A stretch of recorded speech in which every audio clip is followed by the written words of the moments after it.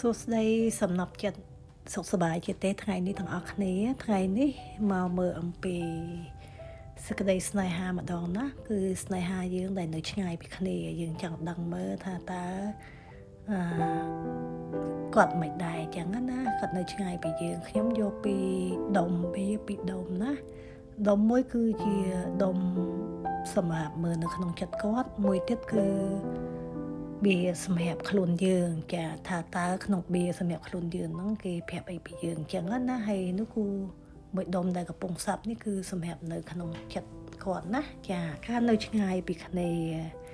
តើពួកយើងនឹករលឹកគ្នាប៉ុន្មានឬមួយក៏គាត់នឹកគិតដល់យើងប៉ុណ្ណាឬក៏ចិត្តគាត់បែបម៉េចអីចឹងណាបងប្អូនចាឥឡូវបៀសាប់ហើយអញ្ចឹងខ្ញុំយកតែភ្លេចប្រាប់បងប្អូនគឺថ្ងៃនេះធ្វើ3ណាគឺមានដបងពណ៌ទឹកមាសនិងដបងពណ៌ក្រហមហើយនិងដបងពណ៌ទឹកសមុទ្រណាចាយើងបងប្អូនអាចចាប់ឆ្លាញ់ពណ៌ណាចាប់មើលចាប់ពណ៌ហ្នឹងទៅដើម្បីយើងផ្សងមើលណាថាតើរឿងស្នេហារបស់យើងបែបម៉េចដែរណោះចាចំពោះអ្នកដែលមានស្នេហានៅឆ្ងាយណាក្នុងបៀននេះគឺបដោតទៅលើអ្នកដែលមានគូស្នេហ៍នៅឆ្ងាយអត់បានជួបគ្នាអីចឹងណាហ្នឹងហើយអូខេឥឡូវ3ក៏បានដាក់ហើយដែរយើងចាំមើលទាំងអស់គ្នាណា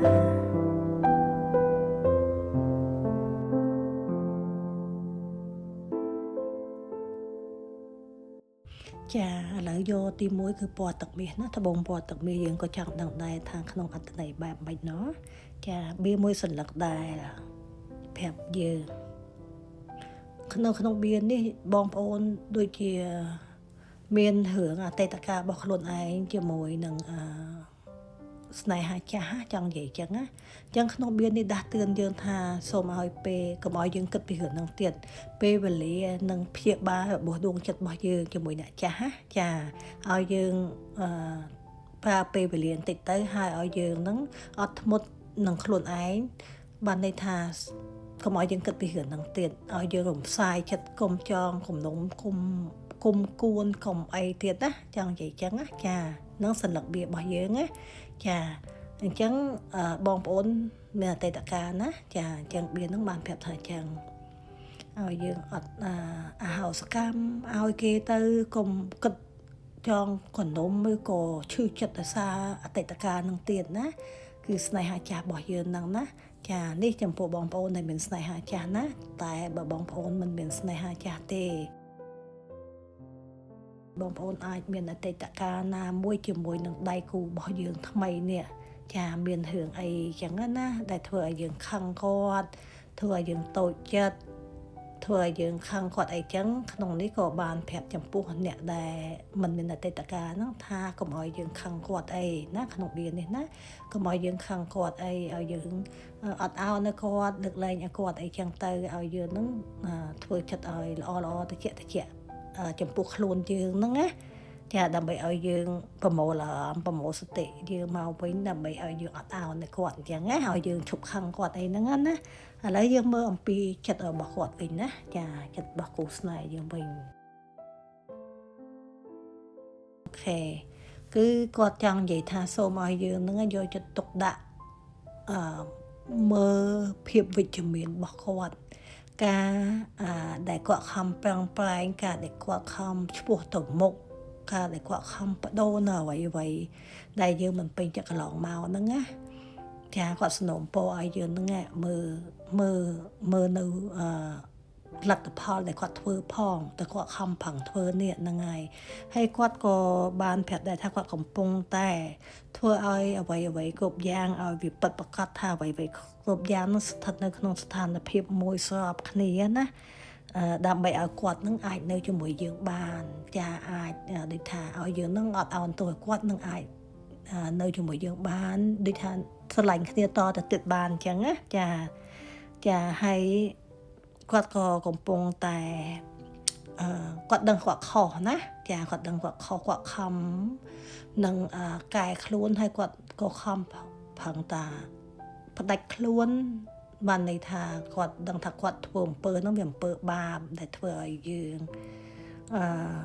ធ្វើ ធ្វើបាបយើងឬក៏បែបមិនហ្នឹងធ្វើឲ្យយើងឈឺចិត្តឬក៏បែបមិនហ្នឹងវាជាតែធ្វើមិនល្អដាក់យើងហ្នឹងគាត់ដឹងថានេះគឺជាអំពើបាបរបស់គាត់អញ្ចឹងគាត់ក៏ខំប្រឹងធ្វើឲ្យអំពើបាបមួយនេះនឹងផុតទៅគាត់ខ្លាចបាបដែរណានិយាយទៅក្នុងបៀននេះចាគាត់កំពុងតែខំប្រឹងធ្វើល្អដើម្បីកុំឲ្យមានសាងបាបអីមកលើយើងទៀតអញ្ចឹងណាចាអញ្ចឹងនៅក្នុងត្បូងពណ៌ទឹកមាសនេះគឺដូចជារៀងមានភាពមិនសូវចោះសម្រងគ្នាណាចាប៉ុន្តែឥឡូវក្នុងចិត្តគាត់ប្រាប់ហើយណាថាអ្វីដែលមិនអអ្វីដែលតាក់ទាញគាត់ធ្វើឲ្យគាត់ខ្លាចជាមនុស្សដែលមិនអនឹងគាត់កំពុងតែបោះបង់វាចោលហើយចាគាត់ឲ្យយើងនឹងយកចិត្តទុកដាក់មើលអំពីគាត់ដែលគាត់ខំប្រឹងបដូរផ្លាស់សពគ្រប់បែបយ៉ាងដើម្បីយើងណាហ្នឹងហើយអូខេជូនពរណាអ្នកទឹកមាសនេះគឺជាសន្និបាតណាបងប្អូនណាតែភាពជាក់ស្ដែងបងប្អូនអាចមើលនៅខ្លួនឯងបើសិនជាបងប្អូនណាមិនមានរឿងបែបនេះទេហើយក៏បើប៉ះចាំមួយនេះបងប្អូនក៏កុំយកចិត្តទុកដាក់អីណាពីព្រោះវាមិនដូចយើងចឹងណាដូចរឿងយើងណាអាចចាប់យកពណ៌ផ្សេងទៀតទៅណាចាអូខេឥឡូវចូលមកដល់ត្បូងពណ៌ក្រហមម្ដងណាមើលមានន័យថាម៉េចហើយមើលបេះដូងឲ្យគេចាក់សេះម៉េះអូខេនៅក្នុងសន្លឹកមួយដែលគេប្រាប់អំពីយើងណាចាគឺក្នុងសន្លឹកនោះប្រាប់យើងថាការឈឺចាប់ក្នុងចិត្តវាជាផ្នែកមួយនៃបទពិសោធន៍របស់មនុស្សយើងទូទៅវានឹងកន្លងផុតទៅវាមិនអីទេវានឹងកន្លងផុតទៅណាអញ្ចឹងបានន័យថាក្នុងរលកវានេះបងប្អូនក៏មានការខឹងសម្បាអន់ចិត្តឈឺចិត្តនឹងមនុស្សជាទីស្រឡាញ់របស់យើងដែរណាចានៅក្នុងនេះចាដូចថាមានការខឹងខ្នក់ចិត្តអីចឹងណាខឹងជួនការឈឺចាប់ក្នុងចិត្តចឹងណាប៉ុន្តែក្នុងស្រុកនេះគេបានប្រាប់បងប្អូនថាវាជាបទពិសោធន៍របស់យើងអញ្ចឹងយើងមានបទពិសោធន៍ក្នុងរឿងហ្នឹងហើយអញ្ចឹងឲ្យបងប្អូនបោះវាចោលទៅវានឹងកន្លងផុតទៅពេលវេលាអ្នកទី1អ្នកទី2ស្តៀងគ្នាឥឡូវយើងមើលពីចិត្តរបស់គាត់ម្ដងណាចានៅសន្លឹកចិត្តរបស់គាត់ចាអូមែនឃើញទេចាប្រហែលជាបងប្អូនមានការសង្ស័យនៅទំនាក់ទំនងរវាងគាត់នឹងយើងណាដូចថាយើងសង្ស័យថាគាត់មានអ្នកណាអ្នកណីក៏តាក់ទងអ្នកណាអីចឹងណាចាគាត់ចង់ប្រាប់យើងថាចែក្នុងចិត្តគាត់ណាសូមឲ្យយើងឈប់សង្ស័យណាសូមឲ្យយើងនឹងឈប់សង្ស័យនៅតំណែងនេះទៅតំណែងរវាងអ្នកយើងហើយនឹងគេហ្នឹងណាគឺគេមិនមានអ្នកណាឯងចង់និយាយតំណែងហ្នឹងគឺមានរវាងតែយើងពីរនាក់ឯងចង់និយាយចឹងណាចាកាលណាដែលយើងសង្ស័យច្រើនពេកទៅគាត់អាចមានអារម្មណ៍ថាធ្វើឲ្យគាត់នឹងមានការសង្ស័យទៅវិញចាសង្ស័យទៅវិញថាហេតុអីបានយើងចេះតែរករឿងគាត់ខឹងគាត់សង្ស័យគាត់ចឹងគាត់មានការសង្ស័យមកយើងវិញថាតិចយើងហ្នឹងមិនទៅតិចយើងហ្នឹងយល់លេសអីដឹងបានចេះរករឿងគាត់ចឹងណាអាហ្នឹងធ្វើឲ្យគាត់មានការសង្ស័យត្រឡប់ទៅវិញដែរចាចឹងគាត់ប្រាប់ទៀតថាសូមឲ្យយើងជឿជាក់និងដឹងថាតំណែងរបស់យើងពេលនេះណាជាពេលវេលាមួយដ៏ស័ក្តិសិទ្ធិជាពេលវេលាមួយដែលតម្រូវពីចក្រវាលមកតែម្ដងណាហ្នឹងហើយសូមឲ្យយើងជឿជាក់ណាហើយគាត់ប្រាប់ថាសូមឲ្យយើងជឿជាក់នៅពេលវេលានេះជឿជាក់នៅលើអ្វីដែលគាត់កំពុងតែធ្វើនេះទោះបីគាត់នៅឆ្ងាយនៅចិត្តអីក៏ដោយចាសូមឲ្យជឿជាក់នៅលើដំណើរការមួយនេះណាអូនសម្លាញ់ឬបងសម្លាញ់ចឹងទៅអ្វីនឹងដំណើរការទៅយ៉ាងស្រស់ស្អាតណាចាចឹងគាត់ផ្ដល់ទំនុកចិត្តឲ្យយើងណាបងប្អូនអ្នកយកពណ៌ក្រហមណាចាអញ្ចឹងឈប់មានការសង្ស័យអីលើគាត់ទៀតគាត់ប្រាប់ហើយពេលដែលយើងសង្ស័យគាត់ញឹកញាប់យើងបាននិយាយបានអីទៅគាត់បែរជាមានអារម្មណ៍ថាគាត់សង្ស័យយើងវិញឃើញទេចាសង្ស័យថាប្រហែលជាលេសអីចឹងណាអញ្ចឹងគាត់ក៏ចង់ប្រាប់យើងចាដូចខ្ញុំថាអញ្ចឹងណាចាឲ្យយើងជឿជាក់នៅលើតំណែងរវាងអ្នកទាំងពីរហ្នឹងគឺគាត់មិនមានការតាក់ទងអ្នកណាផាត់ក្បត់អីយើងទេចាហើយការតំណែងមួយនេះគាត់ថាជាតំណែងមួយមិនមែនបានមកដល់ងាយទេគឺជាតំណែងដែលចក្រវាលបាន គូវាឲ្យណាគាត់ជឿជាក់ដល់ម្លឹងណាចាអញ្ចឹងគាត់ថាបងសម្លាញ់ឬក៏អូនសម្លាញ់អ្វីនឹងដំណើរការទៅយ៉ាងរលូននិងស្រស់ស្អាតសូមឲ្យយើងជឿជាក់នៅលើដំណើរការមួយនេះណាចាឥឡូវជូនពរណាបងប្អូនពណ៌ក្រហមចាគ្រាន់តែអ្នកពណ៌ក្រហមយើងខ្លួនឯងនេះយើងចេះតែមិនទុកចិត្តយើងចេះតែសង្ស័យយើងធ្វើឲ្យយើងមានការឈឺចិត្តអីចឹងណាឈឺចិត្តតែខ្លួនឯងហ្នឹងណាតាមពិតគេអត់អីទេណាចាប៉ុន្តែការឈឺចិត្តមួយនេះវាគឺជាបទពិសោធន៍នៃជីវិតរបស់យើងខ្លួនយើងណាអញ្ចឹងវានឹងកន្លងផុតទៅហើយតិចទៀតទៅវាផុតទៅហើយយើងនឹងឈប់ឈឺចិត្តហើយឥឡូវគាត់ប្រាប់យើងហើយណាគាត់ប្រាប់អំពីចិត្តរបស់គាត់ហើយចាអញ្ចឹងយើងឈប់ឈឺចិត្តទៅបានទេណាអូខេជូនពរណាអ្នកពណ៌ក្រហម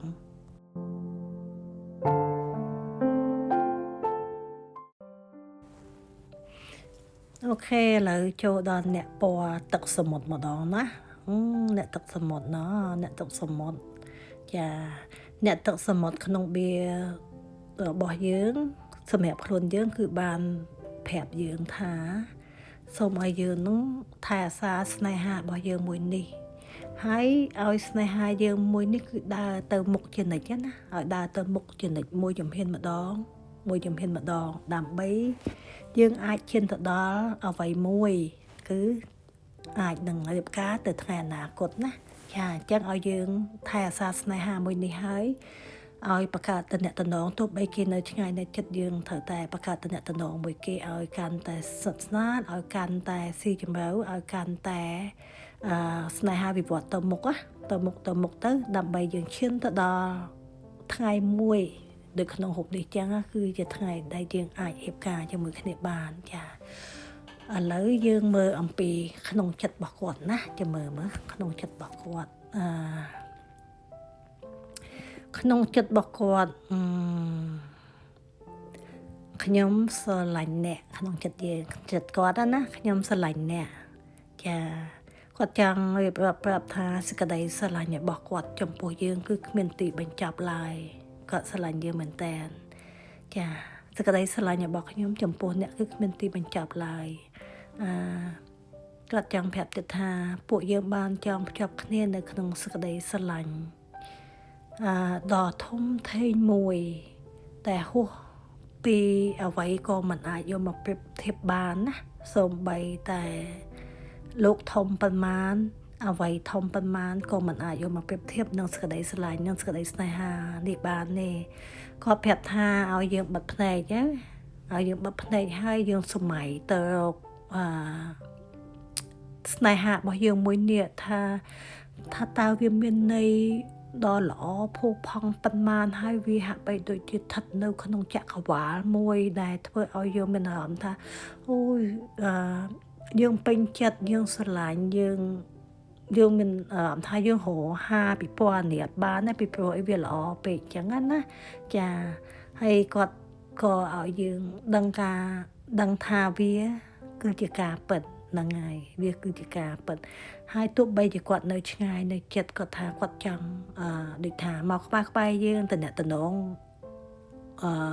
ក្បែរយើងចិត្តយើងហើយនឹងចង់ប្រាប់យើងពីអារម្មណ៍របស់គាត់ណាចាដូចបៀនេះខ្ញុំមើលអំពីអ្នកនៅឆ្ងាយមិនអញ្ចឹងណាអញ្ចឹងគាត់ចង់ដូចថាបើគាត់អាចមកដល់យើងភ្លាមក្នុងពេលនេះគឺគាត់មកដល់យើងហើយគាត់នឹងប្រាប់យើងពីអារម្មណ៍របស់គាត់ថាគាត់ស្រឡាញ់យើងនៅក្នុងចិត្តគាត់ណាគឺមិនអាចប្រៀបអ្វីបានឡើយការដែលគាត់ស្រឡាញ់យើងនេះណាចាអញ្ចឹងឲ្យយើងនឹងចងចាំនៅសេចក្តីស្រឡាញ់របស់គាត់ណាហើយឲ្យចងចាំនៅពាក្យគាត់ចង់និយាយថាខ្ញុំស្រឡាញ់អ្នកអញ្ចឹងណាហ្នឹងហើយអូយបែបលះហើយម៉េះចាអញ្ចឹងអ្នកដែលយកពណ៌ទឹកសមុទ្រនេះគឺបែបនេះណាសូម្បីតែខ្ញុំអ្នកមើលភ្លាមអានបដាមើលបដាមានអារម្មណ៍ថាដូចនៅក្នុងលំហស្នេហាមួយដែលថានៅក្នុងចក្រវាលមួយដែលថាអូយល្អភោគផង់ហ្មងណាចាស្នេហាមួយនេះណាអញ្ចឹងក្នុងចិត្តគាត់គឺឲ្យយើងនឹងដឹងពីក្តីស្រឡាញ់របស់គាត់ឲ្យយើងនឹងចងចាំនៅក្តីស្រឡាញ់របស់គាត់ឲ្យយើងនឹងឲ្យយើងនឹងដូចថា